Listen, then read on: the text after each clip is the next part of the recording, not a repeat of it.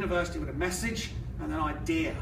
The idea that your students, our students, we're no international students at Winchester, they're Winchester students, have an idea about equality, diversity, well-being, the freedom to study, to be individuals, to be creative, and to be successful.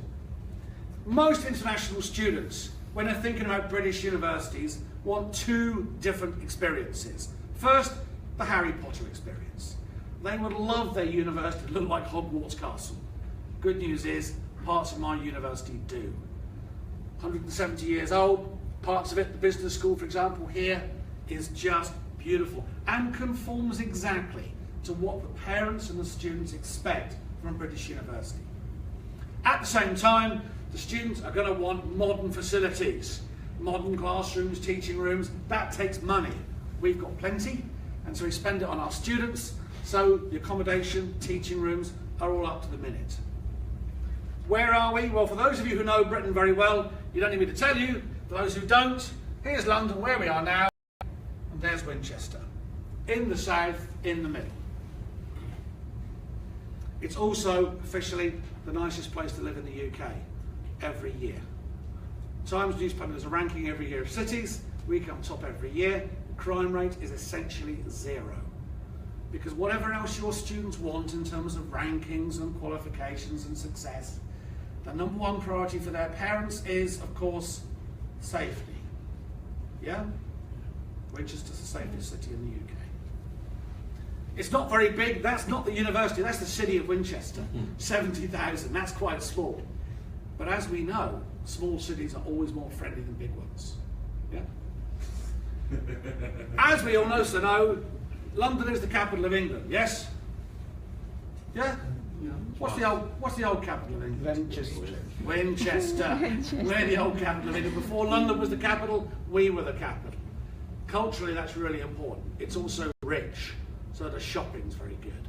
So some of your students, money's very tight. Some of your students, money, not really a problem at all. Winchester's a successful, rich, middle-class city. It's also an hour to London City and to Heathrow. It's close to London, but not too close. Most students would love to be in London. Their parents are not so keen. I understand. So we think it's the best of both worlds. Near, but not too near. Winchester's not a museum. It's a modern city. It looks like a museum, medieval European city, but it is a modern city. It's also breathtakingly beautiful as a city. The cathedral on the left here is where our graduation takes place. There's the university at the top of the hill. This is Winchester. It looks like a medieval European city, yes? Because it's a medieval European city. Number one industry, tourism. Number two, IBM. The European headquarters are in Winchester. It's a very successful, rich city. The most famous girl from Winchester is Jane Austen, is a Winchester girl. There you are, there's the Times from last year. Number one, best place to live in the UK. Winchester again. Why us? Why would any of you send your students to my university? Number one reason, small group culture. Teaching groups at Winchester, 10 to 12 students in a class. There may be 150 new English literature students or psychology or drama students, but they're in groups of 15. And the reason is students do best in small groups. International students are quite shy, normally, and if they've got a problem or a question, they won't ask questions. We know that and you know that too.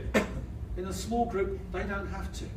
The tutor knows the students and can guide them and work with you. This is quite interesting. Every year, as you probably know, all graduates of British universities are asked to go online and say, was it a good experience? Was it a good school? Did I feel comfortable? Did I feel prepared for the real world? And we're all ranked from 1 to 140 as universities on what the students said, not what we said, or what the students said. And our ranking was 4th. But the students say yes, it was safe, it was successful, it was a good school. And there we are. There's a ranking guide for the Times University Guide. So we were 4th. These programmes, all top 5 in the UK. These programmes, top 25 in the UK.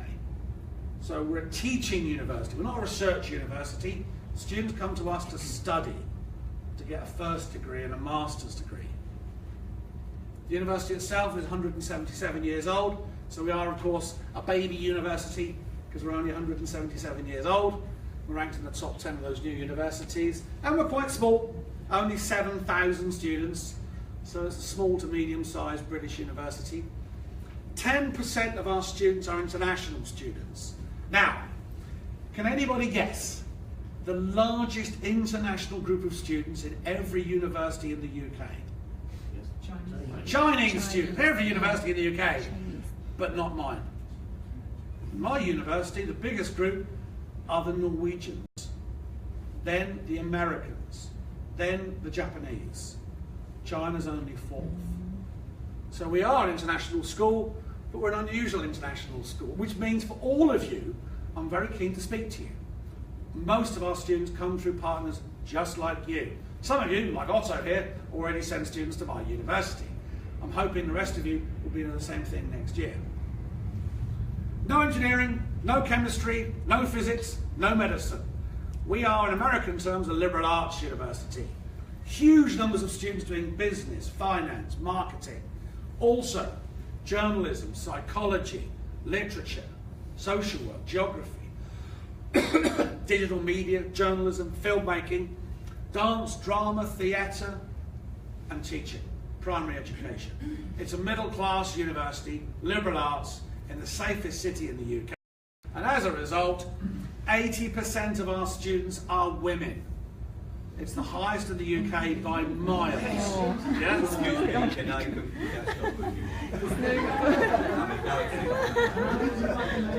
And it's really good news for your students for two reasons. Firstly, the girls are going to be safe. That's important, yeah? And secondly, my request to all of our partners is always the same one: please send boys.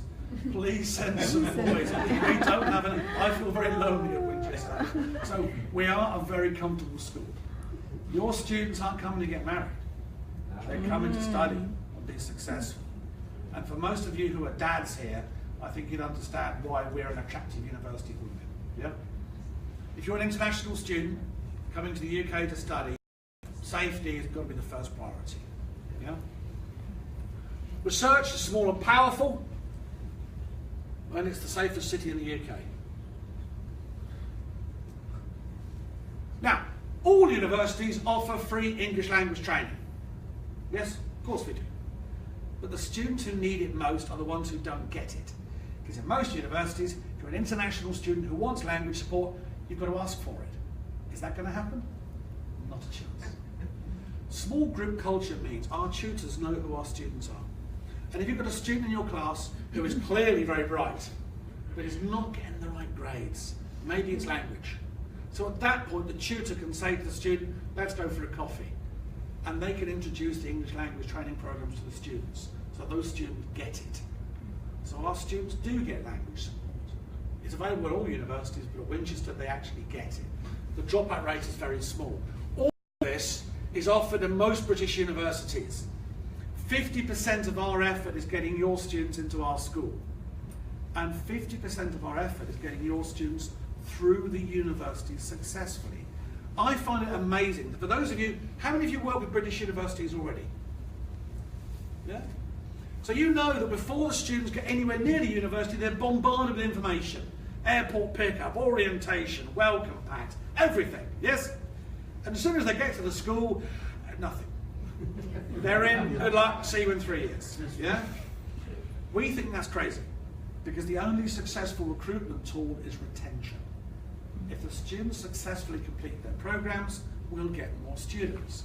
So we put huge effort into making sure that the international students at Winchester have a successful, enjoyable educational experience at Winchester.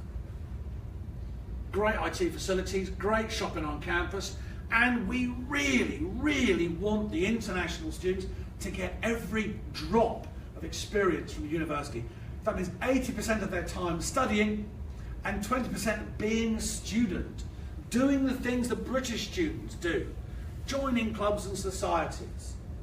The only students who don't join in very much are the Chinese students, We've all tried everything and it doesn't work with anything. But everybody else, absolutely, make friends for life. And joining clubs and societies is also an excellent way to develop English language skills. Yeah? Good social programs. This is the undergraduate list of courses at Winchester. As I said, no engineering, no chemistry, no physics, but plenty of business, liberal and social arts, social sciences and education. Postgraduate, 1 year full-time. The US model, of course, is 2 years. In the UK, it's 1 year full-time. Typically, most of our teaching is done in seminars and tutorials with small classes. In the first year of a 3-year undergraduate degree, no choice. You will do, if you're coming to do an engineering course at British University or a business course at Winchester, it'll be a buffet in the first year. You'll do every kind of business we have in the first year, just to taste what we do in business. Intellectual property rights, finance, marketing, the whole lot. Just so we can find out where is that student's passion and skill and ability. And in a small group culture, the tutors can see that student has a genius for international marketing within the business program. At the end of the first year, we'll sit down with a strong coffee and say, right, year 2, I recommend that your student goes in this direction. The student chooses, they're the student, but they're guided by the academics. In most universities, in most schools, when students have to choose anything, the way they choose is to ask their best friend, what are you doing? And that's not a great way of making choices.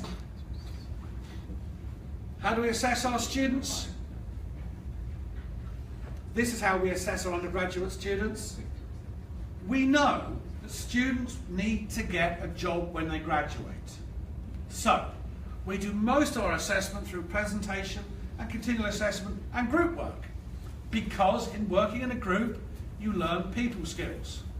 By doing presentation, you learn communication skills. You all, as agents, own your businesses and you all employ people, yes? The 2 most important skills any employee can have to join your company are the ability to work as part of the team and communication skills, yes? Yes. So our assessment gives every student, whether they're doing history or drama or geography, those skills. What's missing from that list of how we assess our students? Exams. Yeah. Exams. Exams aren't fair. Exams at British universities are done in which language? How many of your students have English as a first language? All of them. Some of yours, but otherwise not many. So by doing assessment through presentation and assignments, it's not easier, it's just fairer. Students who work hard all year, like, oh I don't know, international students, are more successful at Winchester. In fact, the only students who have exams are the ones who are doing a validated program, accounting and finance, for example, where the company says you have to do an ACCA exam. Otherwise, students don't do exams. It's not easier, it's just fairer. And we have to get your students here. From the moment your student applies to my school and registers in my school, we're thinking one thing. How can we get those students here successfully? If they come for 3 years, have 19 boyfriends, play basketball for the university and fail their degree, it's a disaster. So we know they have to be successful. So our small group culture means we know who the students are. Students get a student number at University of Winchester, nobody ever uses it. First name terms. So if a student's struggling with attendance or behaviour or performance, we'll know. And we can then say, is everything okay? How can we help you? We're not a stuffy university. We're professional, but we're not stuffy. And we have, like Darren will tell you later on, some pretty famous students at Winchester. Colin Firth, Mr. Darcy, is from Winchester. So he's a typical Winchester boy, as Jane Austen is a typical Winchester girl. We pay close attention to where the students will live. They'll have 15 hours a week of classes as students, but they'll be living in the university. So the university accommodation guaranteed on campus for international students in groups of six students, own bedroom, own bathroom of course, but they'll share a kitchen. And those 6 students will be 4 British students and 2 international students to mix the students together. And those 6 students will be 5 new students and 1 experienced local student who's the big sister for the 5 new students. Now, you all send students to British institutions, yes? When your students go in the summer to those schools and they start to have questions about paying their fees, changing their course, changing their accommodation, extending their visa, do they ask the university where they're studying or do they ask you? Ask me. They ask you. And you're 8,000 kilometres away, Yeah. 8 hours time difference, and they're 100 metres from the international office, but they're still asking you. At the busiest time of your year, when you're still trying to get other students to go abroad, you're dealing with students who are already in those British schools, yeah? Yeah. Drives you crazy, yeah? Our system means with 5 new students and 1 local student who's the big sister, she's trained by us. She's a student. But her job is to say, welcome to Winchester. My name is Jimmy. Welcome to Winchester. Any questions? Because your students won't speak to us. We're staff. But they will speak to the big sister. Where do I pay my fees? How do I get my timetable? How do I extend my visa? So that student speaking to the big sister, not you. Your life is much easier. If every university did this, you'd be very happy agents, yes? Yes. But they don't do it, do they? Why? Because they don't listen. Universities don't listen. The attitude you often get, I said to Svetlana yesterday, is, aren't you lucky to have a chance to send your students to our universities? That's the attitude, yes? What they give you is, where are my students? Where is their fees? And what you want to know is, where's the offer letter? Where's my commission? They don't care about that. But we do. So for us, it's a two-way process, a partnership. And because we listen, we will do this. It sounds like a little thing, but it means a great deal, particularly at the busiest time. There's our accommodation on campus, all built 2 years ago. It's lovely. And we're a one-campus university. Teaching rooms, library, student centre, accommodation, everything in the same place. So, English language requirements, IELTS 6 or equivalent, postgraduate 6.5 or equivalent. I will talk to you later on about visas and visa compliance and Tier 4 and Brexit. Don't worry, we're the experts, we'll take care of all that. Visa failure rate, Winchester last year, 1 student. That's all. 1 Chinese student whose money was all over the place. But visas, huge issue, not a problem for us. Yeah? A-levels or equivalent, you know about the qualifications. Let's be sensible here. You know as well as I do what the university is going to be asking for academically. The most important thing for us, 2, neither of which is academic. First thing we look for, English language. First big sign for us, what's the level of English of the student? If a student won't take an IELTS test, they're not studying abroad. You know they need IELTS for their visa. I know they need IELTS for their visa. If they won't take an IELTS test, they're not getting a visa, they're not studying abroad. And personal statement. We will always ask our students, why? Why have you chosen this course? We want to know there's a fit between that student and that programme. Academically, they're all going to be fine. It's very much a case of, are they going to be happy at Winchester? Probably, yes, they will. Fees, as you know, British universities have two fee bands, one for mainland EU students, one for the overseas fees. Not our choice, it's the government. Visas, not our choice, it's the government. We're working together with this against the UK government. That's how it feels sometimes, yeah? I'll be talking later on this morning on my table with you guys as little groups about Winchester. So if you've got any questions, that's when to ask me questions. Yeah? Okay. So you have a question? Yeah, I have a question. Yeah. Go on. Actually, when study at university, yes. So do you have like on the job training or internship inside? your Yes, course. we do. Yes. All good universities like us will have 3-year or 4-year programs. Okay. 3-year standard degree, Yeah. 4-year sandwich year. Yeah. 2 study years, 1 working work year, and and then finish. we're on a final teaching Alright, year. yes. We also have internships within the university programs, so students can get part-time jobs and internships while they're studying. Yeah? Okay. But to be honest, we're not crazy about students working part-time when they study at Yeah, I university. understand. Yeah. Because we've all been students, yes? If you're trying to manage academic study life, social life, and a part-time job, that's very hard, yeah? When you graduate from university, you're working the rest of your life. Yes. University is a time for students to do 2 things: study and be a student. Yeah. We understand why students would like to or need to work part-time, and we'll help them if they have to. But realistically, we're focused on them having a 3-year degree, Yeah. getting a good job at the end of it.